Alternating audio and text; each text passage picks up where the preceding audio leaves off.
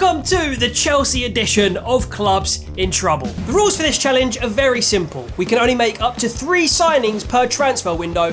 We must use the basic transfer budget given to us, and then we must play 1 full season with the club. We then measure our success with a score out of 10 and determine whether further seasons are needed. Vibe Gang members can have their say on the next club we use in exclusive polls over on the community tab. So it's time to take a very big job. It's Chelsea this time who feature in Clubs in Trouble, as of course voted for by all the Vibe Gang members. Shout out to you lot. Chelsea, so in the Premier League you've got sort of 6 clubs, 7 clubs maybe with Leicester in there, that could go for the title realistically, but I think we have to set our sights on winning a league title this year with some of the players that we've got at our disposal. Especially with a little bit of transfer business in there, I reckon we can get that league title. So that's what we're going to go for as our target.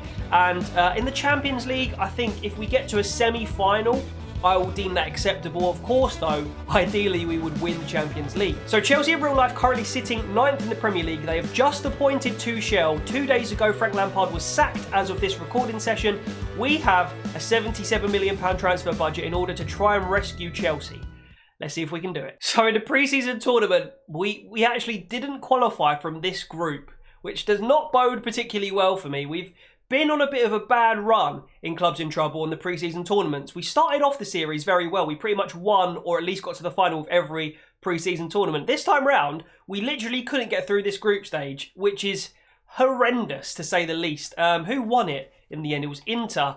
We were probably the best team in the whole tournament and we couldn't win it. So let's hope that we can pick things up. Let's hope that that doesn't, bode for our future in this episode. And straight into some transfer business. Marcos Alonso to Leicester City for 20 million. We have robbed them, if you ask me. Marcos Alonso, one of 3 left-backs at the club. I feel like we only need 2, really. And Marcos Alonso was not going to be one of those when we can get £20 million for him. Giroud also goes to Roma for £10 million. Had some good games in a Chelsea shirt, but at 34 years old, getting £10 million for him to maybe open up the door for a new striker to come in is exceptional business, if you ask me. We're also going to make our first incoming signing, guys. And it's Manuel Neuer, who is our first signing as Chelsea manager. So 1 of 3 transfers down. We spent £25 million on him. 34 years old. I know I just used Giroud being 34 years old as an excuse for us to sort of sell him. But Giroud isn't one of the best sort of 2 or 3 players in his position in the world. Neuer, of course, is. Now, I know in theory, Chelsea have just signed Mendy, but I don't necessarily think he's a title-winning keeper at this point, nor do I think Kepa is. I think one of those 2 we might sell. It might even end up being Mendy, despite having just signed him, purely because Kepa's younger and the same rating. So in FIFA terms, purely in FIFA terms, I think it might be better to keep Kepa as a backup/sub keeper. But of course, Neuer's going to come in to basically be on the first name on the team sheet pretty much at this point, to be honest with you. He's a 90 rated keeper. Even though he's 34, as a goalkeeper, he will stay at about 90 for at least 2 seasons, I would imagine. I mean, if Buffon's playing at 42, Neuer can certainly go on for a little bit longer. So this is the formation we're going to play with Chelsea this season. We're going to try it out. If it doesn't work, we might change it. But I think this is the best way we should set up going forward with the personnel we've got. So flat back 4, it's a 4-3-3 attack. So we have Ziyech in behind Werner in the middle. And then Havertz we're going to convert to a right winger. In fact, we already have done. His pace, his shooting, passing, dribbling, all very set up to be a right winger. So that's where I'm going to utilise Havertz. Hopefully he can get used to that position. And Pulisic on the other side. We've only currently got Hudson-Odoi as a backup winger. But of course, Mount can play there. Werner starts up front, 85 rated on FIFA right now. Maybe in real life you would maybe see that drop in the next update after the January transfer window closes, but we'll see. Abraham as the backup striker, love that. I think the other 2 signings that we'll allow ourselves will probably go for, honestly, another centre-back. Just increase the quality of our centre-backs and of our spine. And then maybe a centre midfielder. I mean, we don't have much beyond Jorginho on the bench here. We've got Gilmour. Maybe we could go for another winger. Or maybe even like a young striker, but we'll see. And guys, our second signing here has absolutely broke the bank, but it's worth it because now our spine is sorted. Matthias de Ligt comes in for 109.5 million plus Kurt Zouma going in the other direction. So Juventus got a decent deal. We definitely got the player we wanted, but it literally broke our bank for it. We've got 3 million left now, so we're going to have to be very smart with how we invest that. However, we do have a lot of players out on loan that maybe we can recall and sell in January, where we get a further 3 transfers. So for now, we have the most promising centre-back in world football, with probably the best and most experienced centre-back in world football, behind one of the best, if not the best, goalkeeper in world football. That is our little triangle in defence there. By the way, I was talking about Thiago Silva, of course, as the other centre-back. We've also got Rudiger, Christensen, Tomori to, compete for places with these guys. But De Ligt is going to come in. He's going to go straight into that starting 11, and he is going to massively improve us. Chelsea's spine now. We should be getting so many clean sheets, because that is an unreal signing. So guys, despite that De Ligt deal completely draining our bank account, we have managed to secure the 3rd signing, and it is the young Danish striker Jonas Wind, who comes in with a straight swap deal, actually. It was a straight swap deal for our left back, Abdul Baba Rahman. Wasn't really going to get a game. He was the 3rd choice left back. We don't really need 3 left backs, if you ask me. Aspil can play there as well. So Jonas Wind comes in a straight swap deal for him. He's 21 years old, of course, showing great potential, as it says there. And he is basically like a young Giroud, I guess. He's 6'3", very physical player. Hopefully we can train him, and he will be essentially our 3rd choice striker and a bit of a project as well. So deadline day has passed, guys. We are into the month of September. Let's have a look first and foremost at the team that we have assembled for the first half of the season. So Manuel Neuer, who does have the leadership trait, will become captain and inherit that armband off of Thiago Silva, because he actually doesn't have the leadership trait, bizarrely. But Neuer in goal, Silva and De Ligt at the back, Chilwell and Azpilicueta at fullback, Kante, who you can see I have dropped a little bit into CDM, Ziyech and Kovacic make up the midfield, with Werner, Havertz and Pulisic up front. That is our bench right now. Obviously a lot of players right now on international duty. Probably a little bit lacking a good quality winger to come in after if Havertz and Pulisic need a rest or one of them gets injured. Hudson-Odoi is a decent option, but for Chelsea, if we want to be winning the title, we probably need a little bit more than Musonda, who doesn't get anywhere near the Chelsea team in real life, and Hudson-Odoi as our backup. So that might be something we look at in the next transfer window if we possibly can. But that is our squad, guys. We didn't manage to sell either Kepa or Mendy, by the way, so that is also another thing we might try and do. But that is the squad. Let's see how we did in the month of August. So 9 points from a possible 12. Unfortunately, we did lose at Anfield to Liverpool. I mean, we could have maybe hoped for a draw there, but obviously Liverpool reigning champions, going into the season on form, off the back of that form. It was tough. We got Champions League games coming up. We are going to hopefully see some players go up in rating. So hopefully that won't come back to bite us, that loss at the end of the season, and we can make up those points elsewhere, and obviously as well qualify for the knockouts of the Champions League. We've done pretty well there in the month of September. I mean, we won all of our league games, which is all you can really ask for. We also won a Champions League game and drew an away one, which is, again, okay. It's not bad. We did unfortunately lose on penalties. I think that's in the Carabao Cup, to Manchester United. So we're out of that competition, but of all the competitions, you don't mind being out of that. It's a little bit disappointing because you want to go for silverware when you are managing Chelsea. But yeah, very unfortunate opponent to come up against so early, I suppose, and a very narrow loss there. And things started off so well in October. We got wins against Brighton, 4-0 away at Goodison Park there against Everton on the 17th. We won in the Champions League, and then we went to, in fact, is that Stamford Bridge? I think that's at Stamford Bridge. So at home, we were defeated 2-0 by Manchester United, and I guess that got into the player's psyche, and then we were only capable of a 2-2 draw against West Ham. So that's very disappointing to see. Rather it be at the beginning of the season than at the end, so let's hope we can go to Old Trafford later on and beat them. Again, a bit of a dodgy result mid-month there in November, and this time it was Sheffield United. And if we want to win the league, realistically, we can't be slipping up this many times. We need to string runs of 5, 6, 7 wins together. We did, however, win 4-1 away at Rennes in the Champions League. We also have most recently beat Villa 3-0. So, again, it's just a little blemish there, that Sheffield United game, but we're still in with a shout. Bitterly disappointed with that December. I mean, we won the games you'd expect us to win on the most part, but every time we come up against our rivals, Man City, Spurs, Liverpool, even at home, we lose against Liverpool. It's just not good enough. I don't think, by our current form, we're going to win the league, which is a surprise because of how well the players have been coming on in terms of their overall rating, developing and stuff like that. But we're way off it, honestly, in the Premier League at the moment. Liverpool are still catchable. I mean, they're 9 points ahead of us after 21 games have been played. We're outside the top 4, which if we were to finish there, it would be a massive, massive failure. But it's a very tight top 5, sorry. As you can see there, between Liverpool and Chelsea, there are only 9 points in it. So that's promising. If we can beat our rivals in the second part of the season and win the games in between for the most part, we should be in with a title challenge.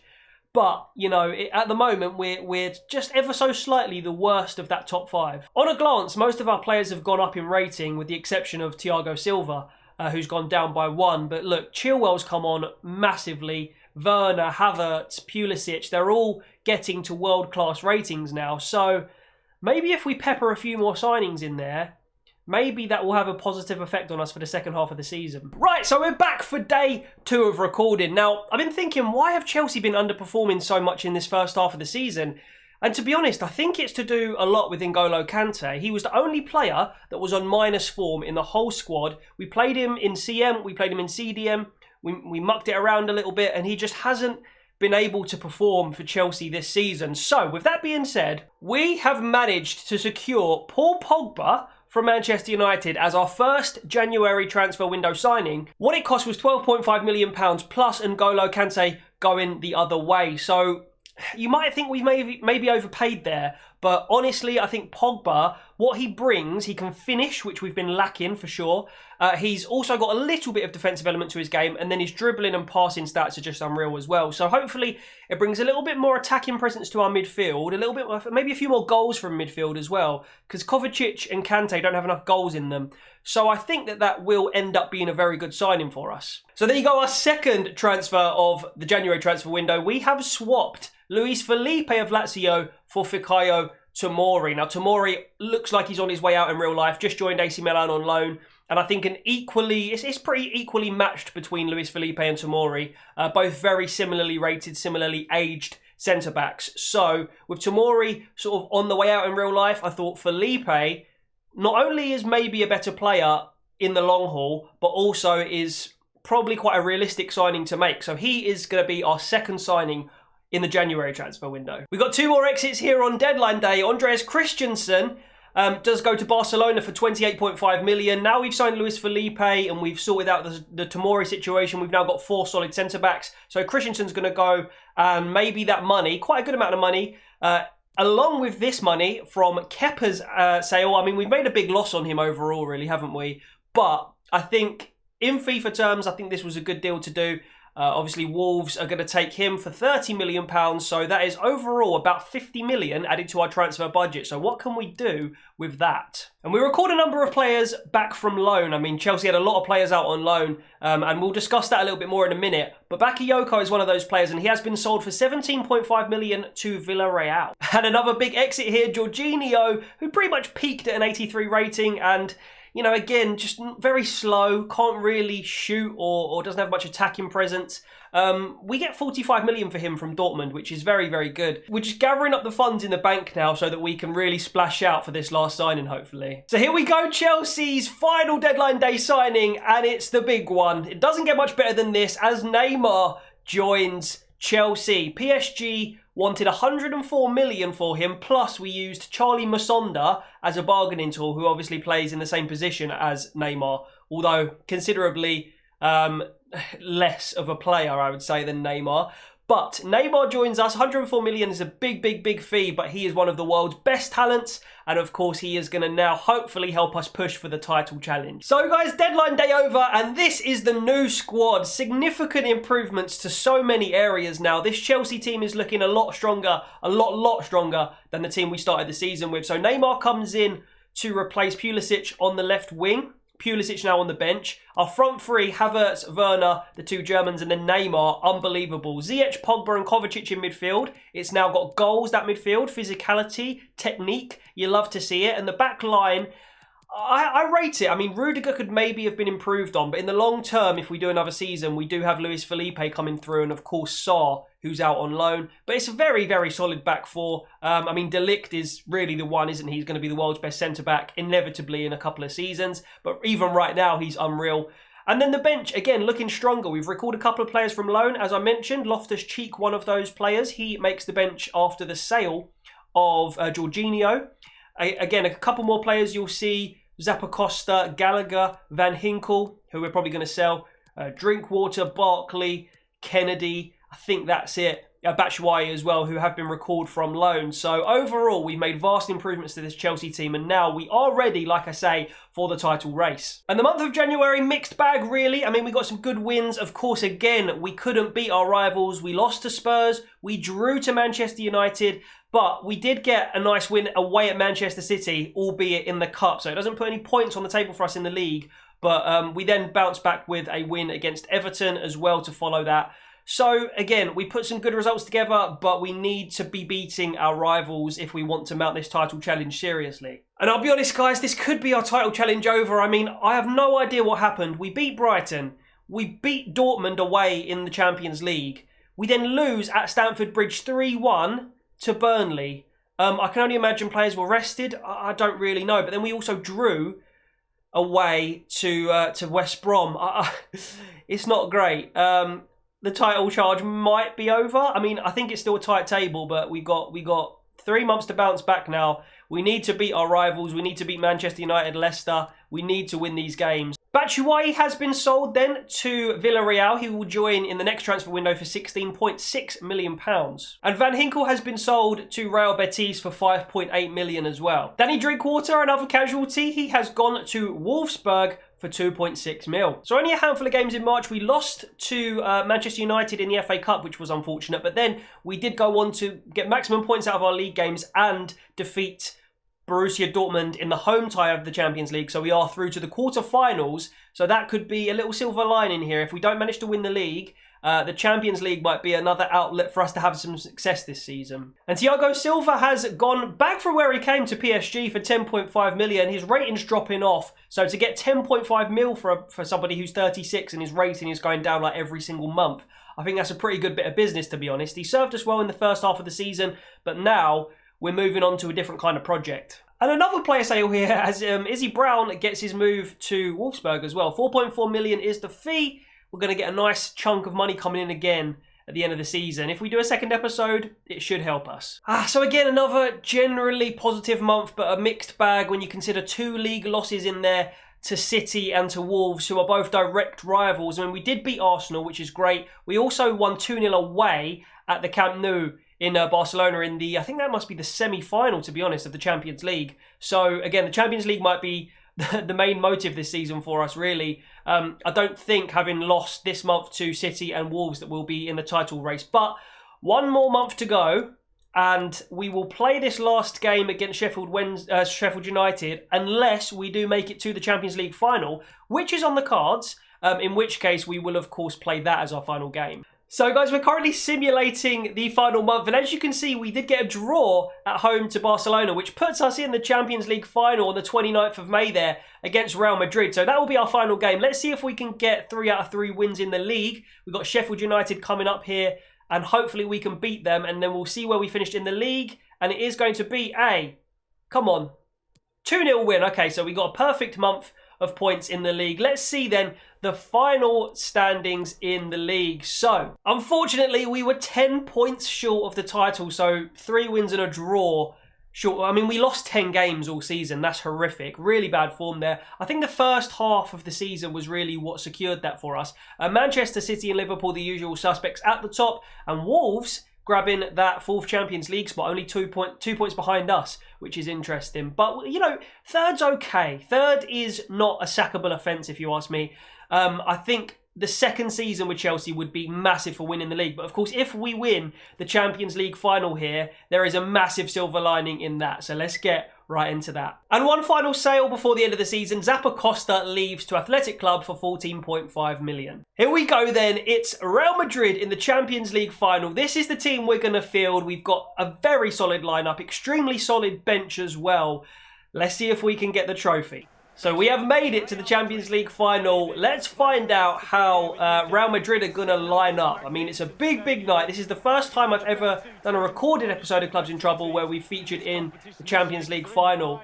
So, pressure's on. We've got legendary mode and competitor mode on. So, pressure's definitely on, especially against the best team on the game pretty much. Yeah, let's see their lineup. So, here's Real Madrid's lineup. Have they made any signings? It doesn't appear so, does it? I mean, I think Alaba's the only one in there. And then Immobile on the bench. I think that's it. Did they have Alejandro Gomez as well? It's a very solid team regardless. But yeah, I think it's literally only Alaba who starts, who is a new signing for them. Transfer Real Madrid here is Benzema. Very difficult on legendary mode, but a great tackle from Rudiger, who releases the ball to Kovacic. Can we get the ball on the counter-attack? Werner. Oh, Turbo just didn't quite make the run I wanted him to, but we still got a very good chance here. Shall we slot this through? It's a poor pass from Pogba. Chua with the throw. De Ligt chests it into Kovacic and Pogba. Pogba's going to carry the ball upfield. Does well. Werner looking for options. Doesn't have too many. Ziyech might peel away. No, he's running too close to his marker again. Here's Pogba. Not too many options, so we're going to go back to Kovacic. Ziyech in the box. Werner, great touch. Shot. Goal. Tino Werner scores the opener in the Champions League final. And that was nice, patient build-up play and a fantastic finish from Werner in the end. Wow. Okay, I thought I was going to struggle because it's the best team, one of the best teams on the game I'm playing against, and we're on competitor mode legendary. So I know I've said that a few times, but it is very tough when they've got the ball. Like, you just feel like you're helpless, really. But that is the first goal of the game. It goes to Chelsea. What an open in 20-ish minutes for the Blues here. Tackled by De Ligt. That's really well won from him. And all of a sudden, we got a few bodies up in support. Werner out to the right wing. It's going to be Havertz using his pace. Little chip inside. Pogba, go on. Yes, Pogba gets the touch. It's 2-0, 29 minutes on the clock. And Paul Pogba, right place, right time. Great cross from Havertz. Nice burst of pace from him as well. And it's 2-0 to Chelsea in the opening half an hour here in the Champions League final. That was great space and great pace. Space and pace from Havertz. And then a tap-in. Courtois didn't come. The ex-Chelsea keeper didn't come. And Pogba was there. The number 38, I didn't even clock he was number 38, but he gets that touch, that all-important touch to round the keeper, and 2 goals to the good now in the final here, Chelsea. As Pilaqueta into Paul Pogba. Little run there, great timing as well on the run from Havertz, and we are going to get a third maybe. It's gone to the wrong player, but it doesn't matter. Is he onside? Is he onside? He is onside. It's Timo Werner for his second, almost half-time, but we have managed to bury the third goal of the game, and it's those Germans that have popped up with the moment of brilliance. Great cross. It was actually intended for, I think it was Ziyech running on, but Werner got in there and sticks it home with his left foot. Great, like, what would you call that?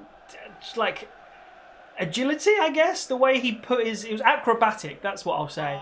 And yeah, 3-0 Chelsea. Love to see it. Here's Pilaqueta, Pogba. And it's half-time there, guys. 3-0 to Chelsea. We would be absolute fools if we let this lead slip. I can't see it happening. They haven't even had a single shot on goal at all yet, Real Madrid.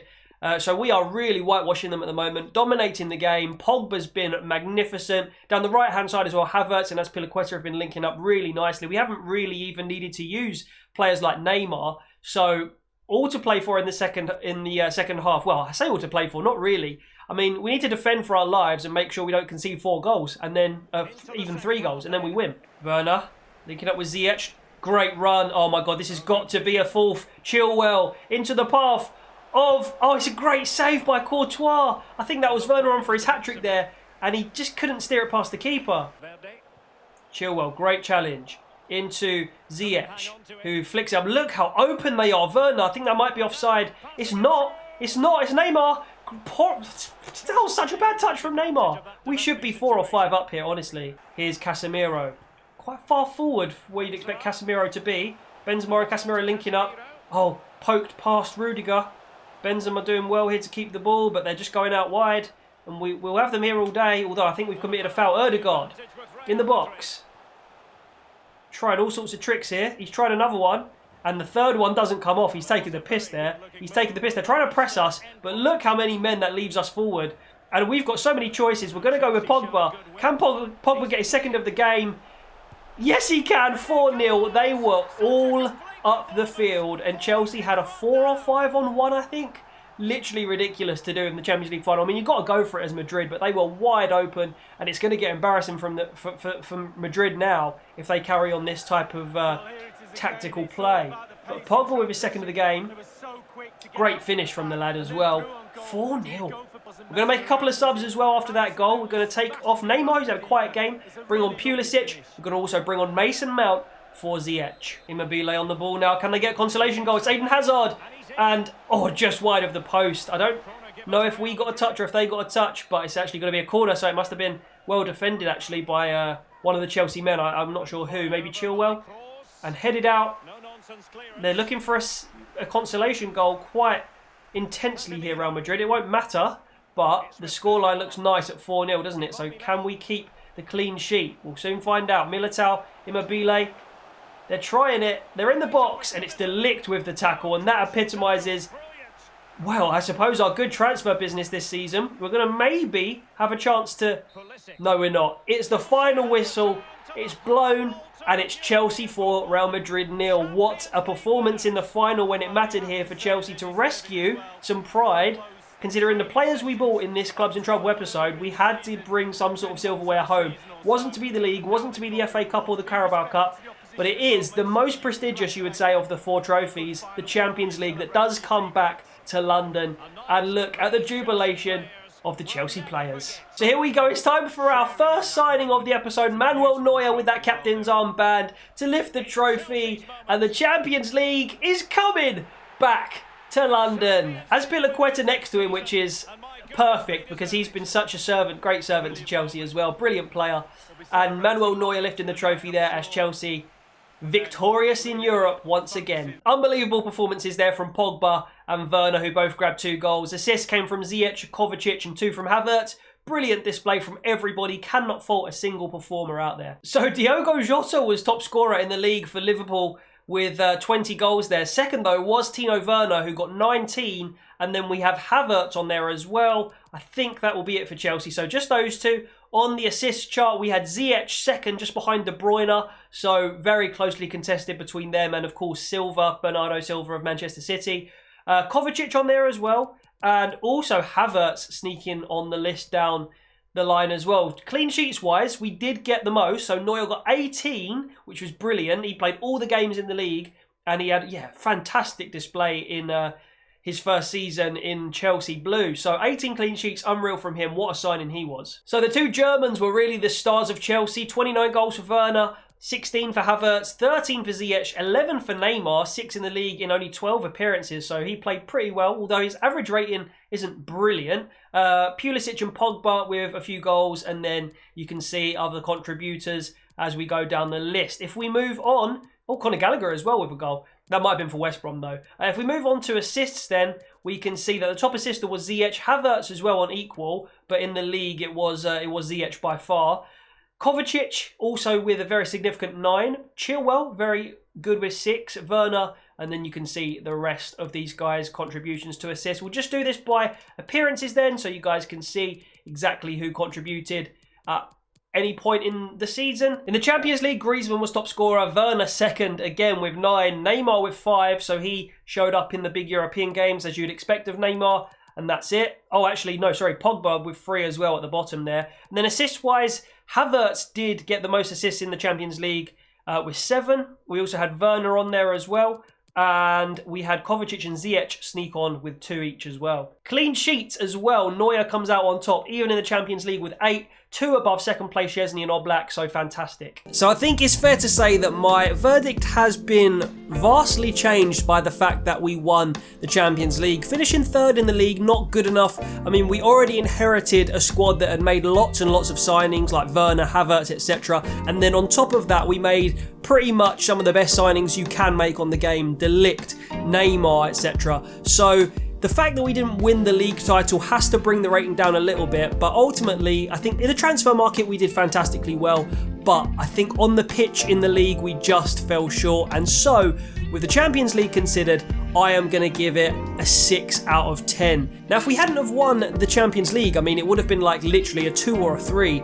So we're quite fortunate to have won that. I mean, I say fortunate, but we worked pretty hard for it, to be fair. But yes, we are rounding it up to a 6. So decent season all round, but I reckon we can definitely improve and get even more trophies back to Stamford Bridge in the next episode if we were to do a sequel. But guys, thank you so much for watching another episode of Clubs in Trouble. I will see you all in the next video or stream. Take care, and I'll see you later.